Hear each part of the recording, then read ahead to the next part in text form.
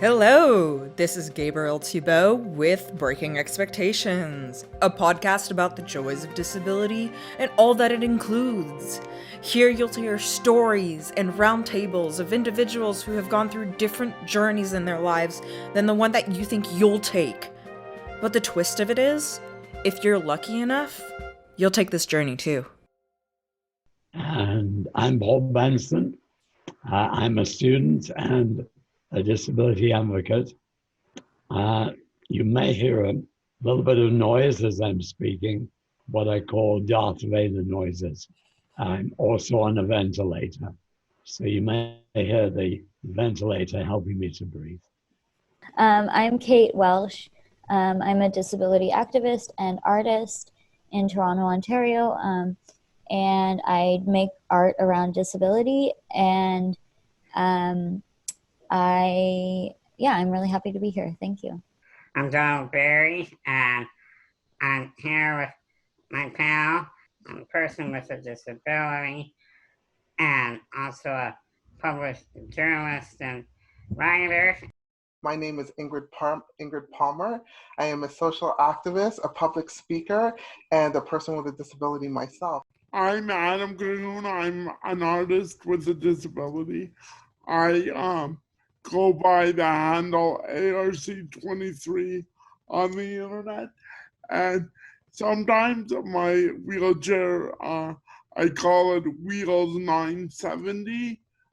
How have your experiences out in the world with your mobility aids helped in imagining and or helping you to create a world without ableism?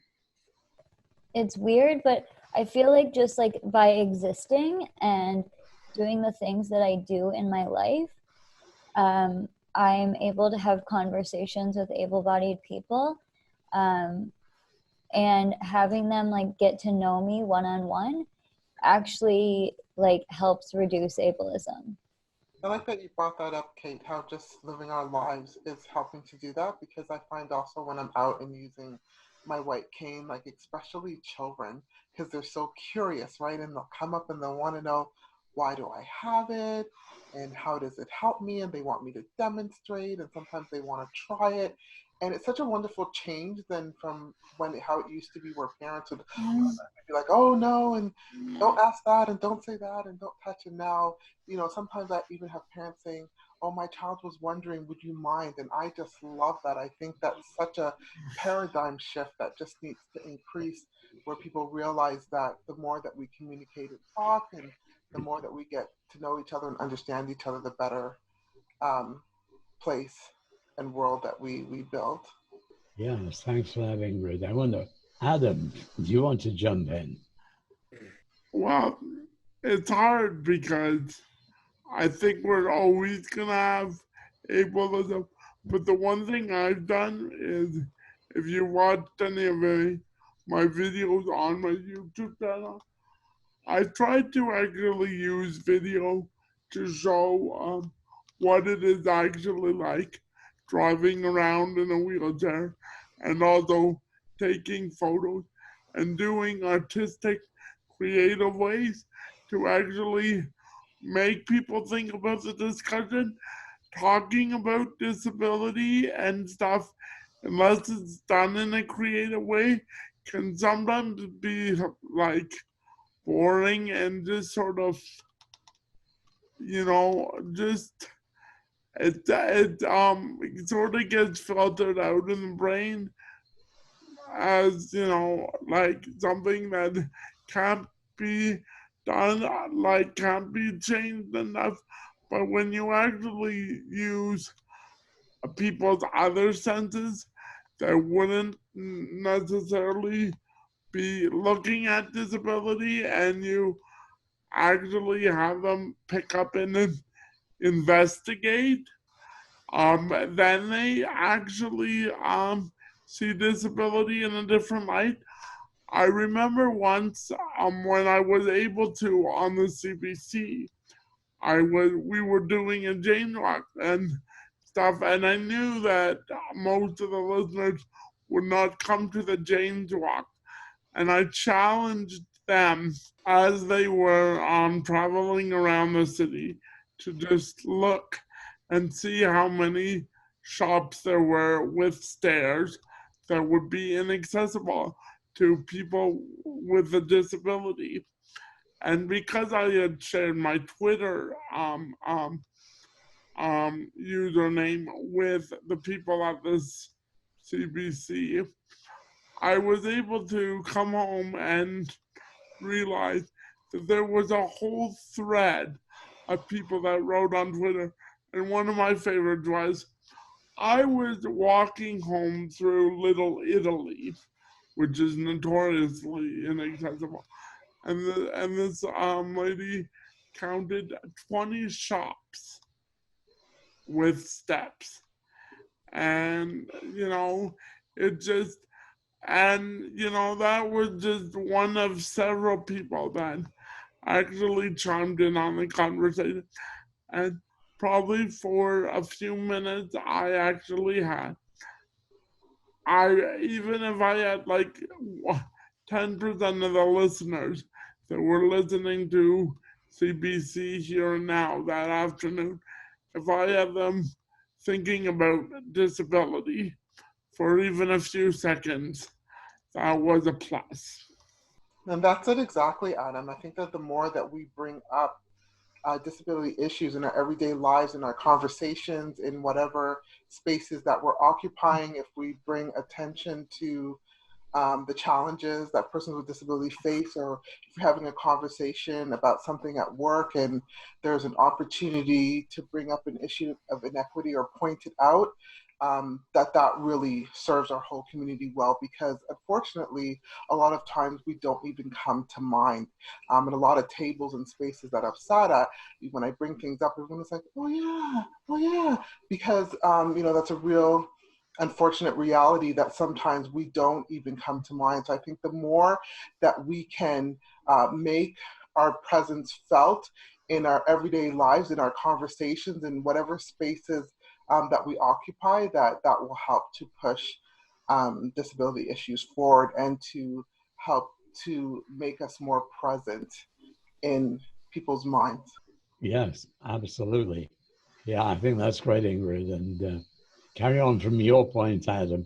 I was just imagining you zipping along in your wheelchair. Luke Anderson, who founded the Stopgap Foundation, they provide ramps free to businesses who have a single step at the door to make them accessible. Or in some cases, where they have two steps, they'll even build a composite ramp. Yeah. And he recorded a video, The Adventures of Ramp Man. Yes, yeah. And so I thought that was hilarious. And he was wearing a superhero cape. I thought was, again, a splendid way of reconfiguring disability into a superpower. One thing with Stopgap, there is still some cultural bias from getting around. See, me and Luke are friends, right? Mm-hmm. And so I helped him canvas my old neighborhood, and it was a beautiful, nice day, a bit warmer than this, pre-social distancing. We were able to hang out and have a conversation, and so we had just canvassed a restaurant and stuff.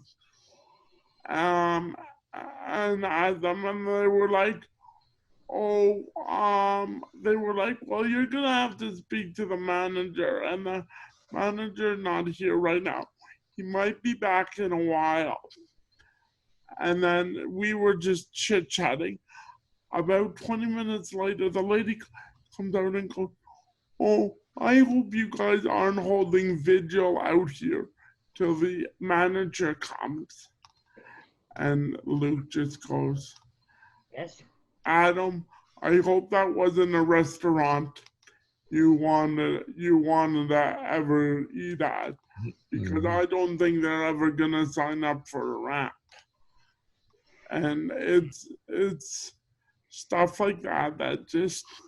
But I think, Adam, like, I think though, when people have disabled people in their lives, they're more willing to be like working against ableism because there is a personal connection. So I think as people with disabilities, part of our like duty or whatever to our community is when we're in spaces, like be it at work or in social spaces or whatever, is to just like own our disability and talk about it and talk about what it's like, not necessarily talk about our bodies or anything like that, but just talk about like what it's like navigating the world in a wheelchair or with a walker or whatever. And the more that we do that, the more that we can get people around us who are allies. Like, I think that all my able-bodied friends have learned to be allies because of the way that I talk about things. I ask them, like, if they are inviting me to some place, I ask over and over, what's the stair situation like? Where's the bathroom? All those things.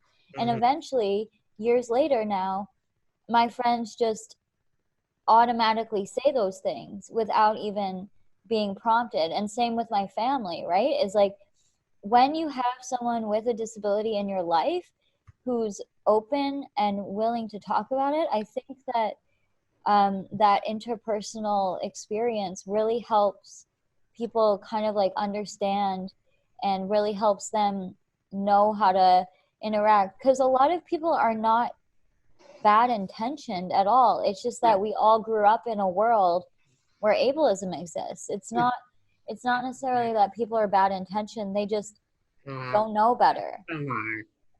Ableism, unfortunately, is still embedded in a lot of places, and well, some you're saying it's unintentional. Sometimes I'm sure there are places where it might be intentional, and people are not willing to bend or change and accommodate. And you find that some places. I think people who are intentionally not accommodating have the excuse of money or time or whatever. And it's because it goes back to like us living in this society where in capitalism, where like people can't make accommodations unless they have things like money and time and things like that. It's often not that people don't want to make the accommodation. It's that if they say, oh, I can't make an accommodation, it's that they are stuck in this position in society that has money and resources and the built environment and ASL interpretation that's not properly funded and things like that. So it's almost like when you get behind like the initial, oh, we can't accommodate you, and understand the whys about it, it comes down to like people don't have the resources and the government doesn't have the will, or like organizations don't have the will. They'd rather put in a fancy other thing and not see that actually accommodations are necessary for the world. Yeah, I've certainly seen plenty of cases where that was very true, Kate. I'm thinking of there's a typical mid to high rise apartment building where there's a gentleman who uses a four-wheeled scooter, and the back door has level entrance from the parking lot. Then you open the back door and there's a step down into the building. It's about a 7-inch step. And then there's a long hallway. So it would be easy to raise the whole hallway over about 20 feet so that there's no more step. but the management have no interest in doing that. And very small cost to put in an automatic door opener. So this one gentleman has created his own wooden ramp. He wedges the door open, locks it in place with a metal bar while he gets himself in and out of his four-wheel scooter.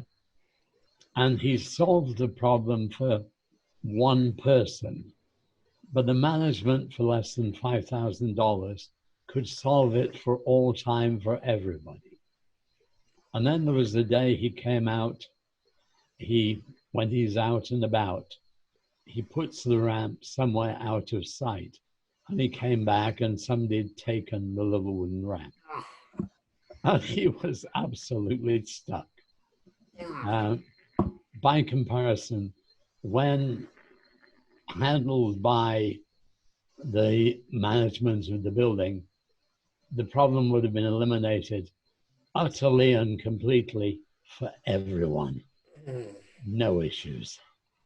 And that brings up for me when Kate was talking about how when you have a person with a disability in your life that people care, and which is true, but that's the problem for me, is that when people only care when it affects them, it's just not good enough. It just isn't good enough, and we have to press the envelope. And it's unfortunate that too many people will not do the right thing until they're made to. And that's the example that Paul just gave with this building, where it wouldn't even be detrimental to them cost-wise to fix this problem, and yet they have absolutely no interest in doing so. And that's one of the problems that we have in society, where people have this "why should I care" attitude, where they have to be convinced that they should care about people that they don't know, or people that are not involved in their lives, because I find that attitude to be far too prevalent. And for those of us who can and are willing to speak, that's where I find that we need to share our voices and to share our narratives, and to unfortunately convince people that they need to care about others, whether or not it personally affects them. But as a society, we are all served better when we care about one another. Mm-hmm. Yes, very well said, Ingrid. And I wonder whether our best hope is educating the kids. Always. The kids first. Always, because when it's not a big issue, or not something extraordinary for them to be around persons who are different from them for whatever reason, whether it's disability, whether it's race, whether it's religion, whether it's anything, then as they grow up, it's also it's a no-brainer for them. They won't be thinking, oh, well, how could that person do this that we face when we try to go for jobs? They'll be like, of course it's not a problem, because they're accustomed to being around a variety of people and seeing that people do things differently, and that you just have to be more creative and think out of the box and be more solutions oriented. My experiences in the world of my power chair, in my case, has it helped me creating a world without ableism? I've helped to, I haven't been able to eliminate ableism. However, I believe that I played a part, and still play a part in reducing it, making it less dominant, and like just being present and letting people. I want to bring my character out before the wheelchair, even though the wheelchair is obviously right there and can't, it's visible. I always make a point to demonstrate my own character and personality first, and then make people make them feel less intimidated by the presence of my chair. Right. Yeah. So they see you rather than seeing the mobility aid. That's right. Mm-hmm. There's also Okay. power though to, like, I feel like I want people to know, I want people to see me as a person, but I think I also want people to see my disability because I feel like it's such an integral part of myself that I don't want to erase it. Yes, I want to show myself and be treated equitably, but I also want to let people know, like, hey, I am disabled. Like, let's have a conversation about that. But I agree, Ingrid. It like, even if it starts with people only caring like because they know you, it's not enough. Like, this is why there needs to be things like enforceable legislation for making things accessible and things like that. Well, I want to get back to what you're saying about educating children and youngest people, and I've had experiences where a kid would come up to me and politely look and ask questions about the fact that I'm in a power chair and use one. And the majority of the experiences I've had, they're in awe and they're fascinated by my parents in a chair, and they ask questions and want to know more, and I tell them, and even sometimes when it might feel awkward, a question like the fact that I'm not walking, and I want to know how I get around or how I feel about it, and I say having this chair has helped me a lot, and they're my legs, and I like it's been I've been okay with it, and it's another way of getting around. Yeah, I agree, Donald. I find that like when kids ask questions, it's from a place of just like they're asking questions about how the world works and things like that. They're asking from like a very pure place and a good intention place, and the problem comes when the parents are the ones saying like, oh no, don't ask those questions, because Yeah. then the kids learn that they're not okay to, it's not okay to be curious. I have one of my nephews, one time he was asking me about my walker, and he was like, oh, why do you use that? And I said, oh, it helps me walk. And then he said, oh, but you have feet. And I was like, yeah, I have feet too. And then he was like, okay. And he just accepted it, right? Like he didn't need to know all the other questions. Mm. He was just like happy. He believed me and was happy with my answer.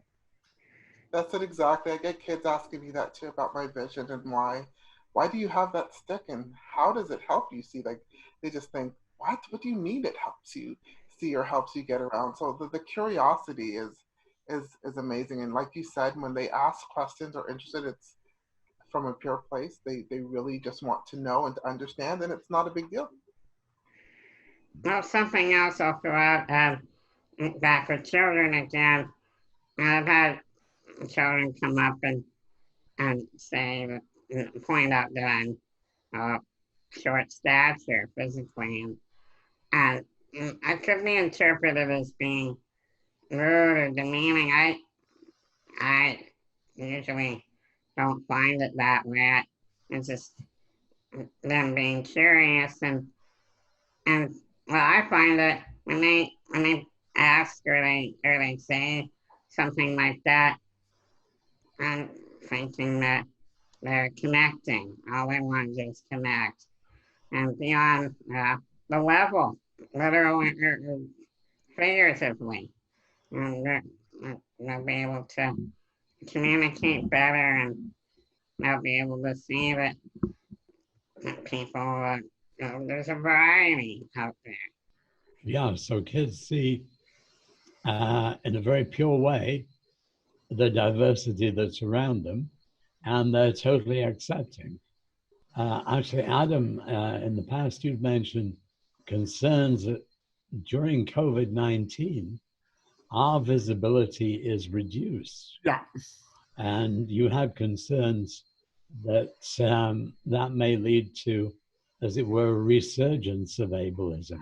Definitely will, and I think for a while there's gonna be some excuses about COVID and how we should stay home, and I think we're probably always gonna be a little bit, I like to call it COVID shamed, until there's immunization, until the levels are nonchalant. But I still think I'm always probably now, I'm gonna have to really earn the, when I go to shops, I might have to uh, um, ask more for people to help me with my wallet, and it'll be a bigger deal.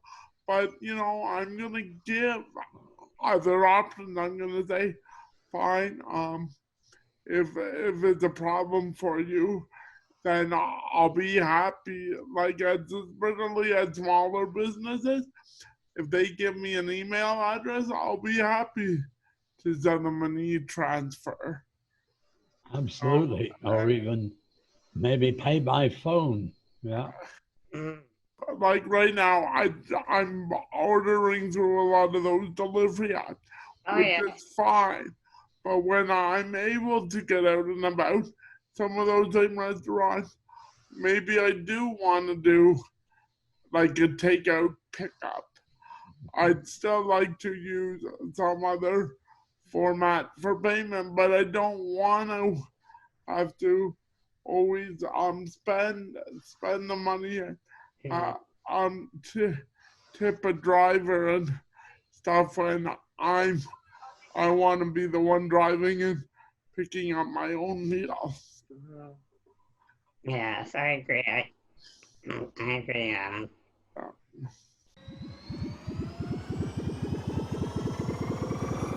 There's a thing they talk about, the disability paradox, that even as you face increasing levels of disability, your quality of life very often goes up.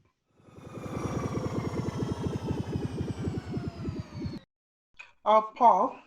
Yes. If it's okay, I would like to expound on a point that you brought up earlier, which is really interesting to me. It's the first time I've heard the term, but I totally understand it, the disability paradox, Yes. where you spoke about how the more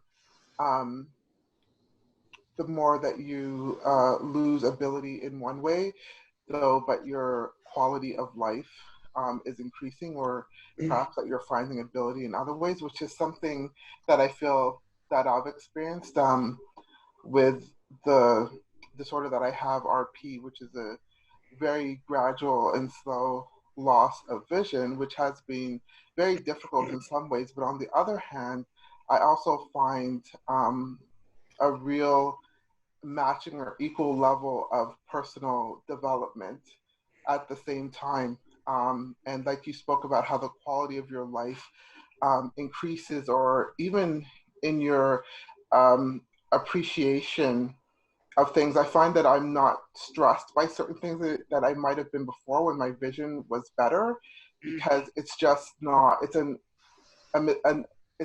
non existent or problem for me anymore. And I don't worry about how people look. I don't necessarily always worry about how I look, or stress about certain things that I did before, the attention to more when I had a greater scope of vision. And like Kate was also talking about how for her also, she found that her disability built her character. And I find that with myself too, that that I have more appreciation of people, that I see beyond certain things that, a lot of, or the general public tend to focus on, and I'm better able to narrow into the soul of the person and to focus on that and not objectify them as to how they look or how they do things. And yeah, so I find joy in my disability, and I find there's a lot of great things. I'm not sitting around necessarily worrying about certain things that I probably would have if I had the full scope of my vision. And I'm not trying to downplay the difficulties, but I think we never get to highlight the great things that we have within having a disability. Okay, I think that's a wonderful place to wind up. I think we've all recognized that we are privileged, we are lucky in having these variety of experiences to talk around and share with others. I think it's time to say thank you to everybody. Yes. Thank you. Thank you all. And we've had a great discussion. Thank you for listening to Breaking Expectations, a podcast about the joys of disability. This podcast was made possible with the support of the Centre for Independent Living in Toronto and the Ontario Trillium Fund. Please subscribe to our channel and visit our Facebook and Instagram pages. We'd love to hear from you, so feel free to leave a comment below. Remember that if you don't have a disability now, if you're lucky enough, you'll live long enough to get one. Goodbye till next time.